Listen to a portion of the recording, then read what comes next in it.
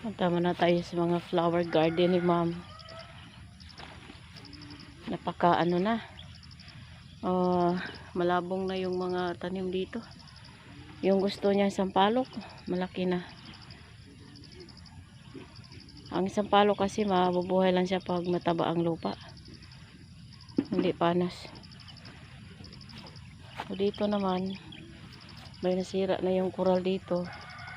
Nilagyan nila ng sampagita. At ito papaya.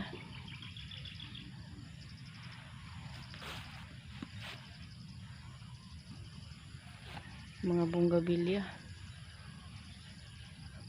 Ayan, bayabas. Ewan ko ano tong klaseng kahoy. Parang kasya yata yan.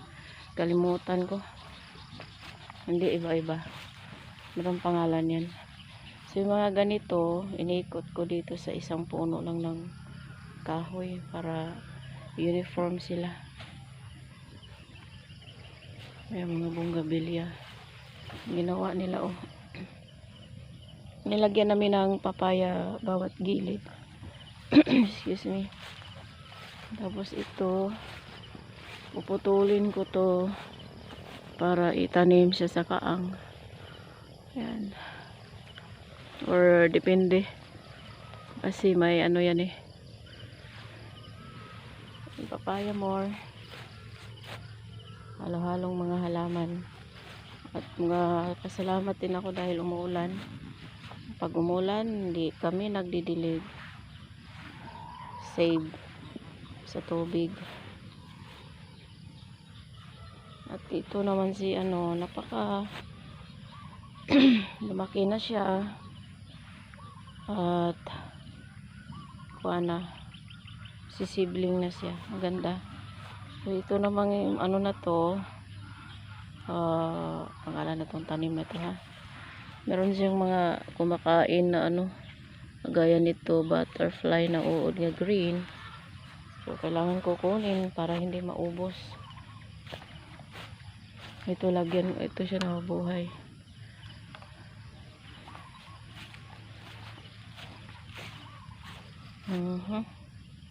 Lagi kong tinitingnan tong mga ganito. Kasi pag hindi mo sila tinitingnan, may magkumpayot, ubusin yung dahon. Si yellow bell, napakalabong na ni yellow bell. Ito tayo dito sa trim lang yung Carabao grass at yung mga kuan. Ang ganda. Ang ganda ng bulaklak niyo. Blooming na blooming siya. Pero yung iba tapos na.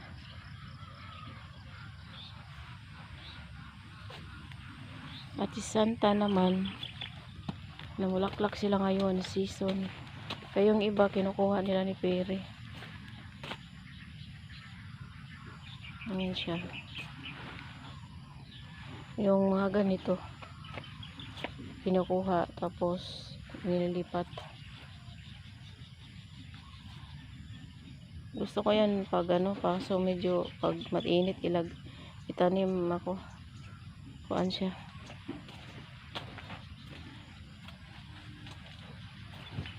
Pasyal muna tayo. Ito yung ano, pangalan nito.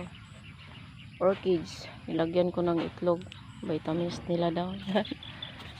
Oh. Ikaw. Sili. Yung mga African daisy. Oh, si gumamela. Dumami si gumamela ng bulaklak. Ito yung favorite ko na halaman. Na gusto ko yung itsura niya talaga. Pag maaga, ang ganda, nagandahan ako talaga. Ayan siya. Dalawa yan. Dalawa. Tapos ito sumibing na rin. Napaka cute. Kaya yung mga tanim dito dikit-dikit na. Si ma'am na daw ang bahala nito. Good morning ma'am. So dawlawin muna natin yung African talisay. Si African talisay is ano siya, mag-iba-iba yung dahon niya. Minsan magpiping siya, magkuan, inalagaan talaga to maayos kasi mahal yan. Ayan pala. Ito pala. Ito yung kasama niya, ito. Very nice. Gusto ko din to. Halaman na ito.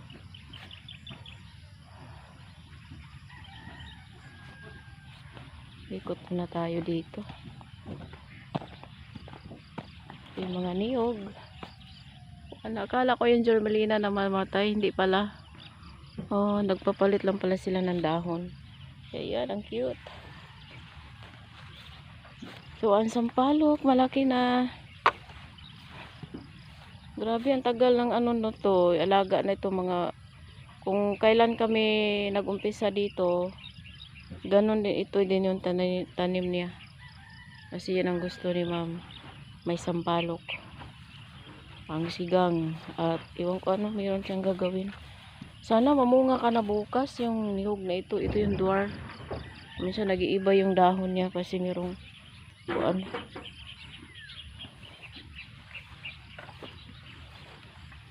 Labong na yung mga kuan, yung mga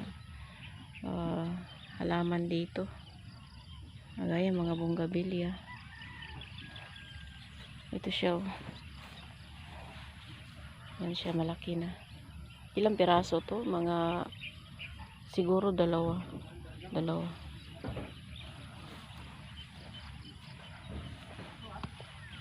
Dito meron silang mga tinatanim na mag-ano din yan, subling.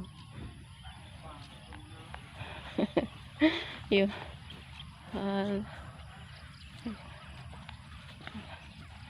ano sila pag maulan, yung magtanim sila agad kasi pinapalitan nila yung mga tanim na hindi nabubuhay. Kaya ito si bonggabilya. Uy, ang daming kalabaw, ang daming ibon nga white. Natakot yung kalabaw. Nge. Kaligre. Ay. Tingnan ko yung ano dito. So, doon sa rice field, okay lang doon. Good morning, Ma'am G. Okay lang yung rice field ngayon. Bali, waiting pa kami sa tubig kung mayroon man. Ulan, medyo mahina pa lang ulan dito di guys sa Burgos.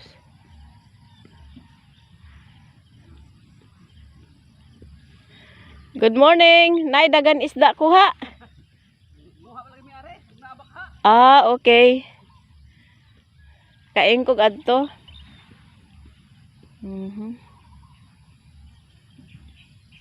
So yan ang mga tanim dito. Ano lang, nagmamawer sila. Dito kasi ang dito lang banda kailangan lang talaga mawer. Kasi trim lang gusto ni ma'am.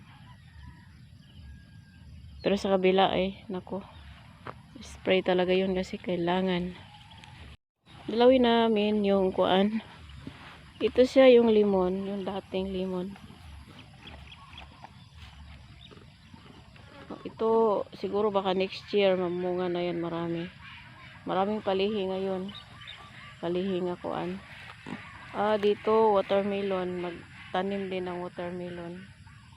Sila peri dito banda. Ilan lang? I think 1 pack lang.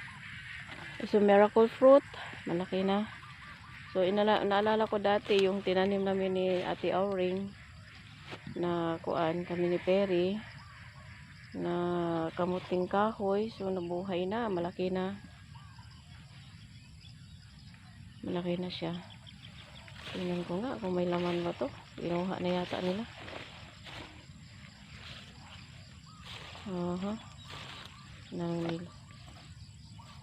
Hindi pa siya tayo mag-harvest. So yan ang tinanim namin na buhay.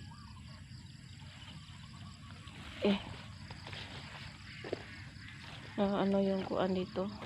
Merong mga upo at ano dito ang tinanim? Upo at melon. Yung melon sa kabila yata, banda. Marami kasi kaming upo, mga ilang ano yun.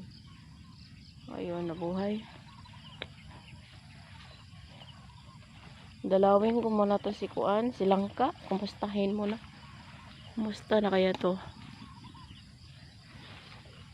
Diba to nahinog? Ay, matanda pa. Ganyan yan pag Kuan. Pinipitik mo lang. Hindi pa siya hinog. I think mga ano pa. 2 weeks pa yan.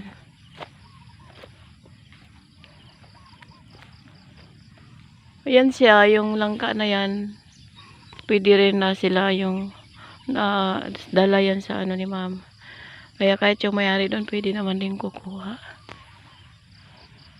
Kukuha lang sila kahit sa aging. Oh wow, nabuhay na yun ang aking avocado. Avocado. From Toledo. Yan ang avocado ng mama ko. Grabe, malaki yung bunga niyan. Isang piraso, halos nga 1 kilo.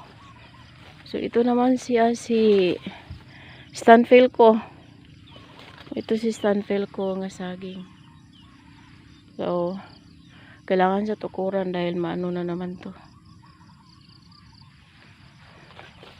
Sandali, yung damo. Stanfield ko. Iba sila katan, andoon sila katan. Ito sila tondan. Ayan.